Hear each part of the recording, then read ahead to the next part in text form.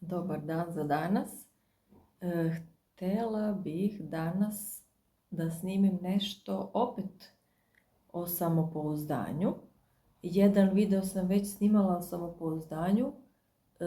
Ostavit ću vam link dole u komentaru i reći ću u kojim slučajevima i za koga je dobro da posluša i taj prethodni video o samopouzdanju. Ali sada bih o tome kako u stvari gradimo samopouzdanje ili vezano za izgled ili samopouzdanje u naše neke osobine i naše neke sposobnosti. I ko je tu odgovoran i pretpostavljate, ne mi, ko je krivac, roditelji, staratelji, odgajatelji. Oni nam daju temelje koji bi trebalo da su čvrsti što se tiče samopouzdanja. Pod 1 za izgled.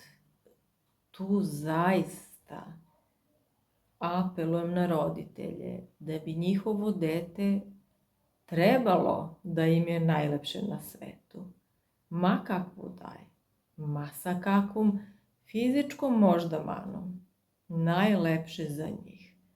Jer kada krene u kolektiv dečiji, doživljavat će razne etikete što se tiče izgleda i ako nema čvrst temelj o svome izgledu, bit će problema, bit će možda, neću da dajem ideje, ne volim da dajem ideje za razne poremećaje, neću tim putem.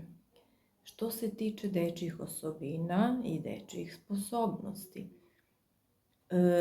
otprilike vidimo zašto su nam deca stvorena, a šta njima ne ide od ruke.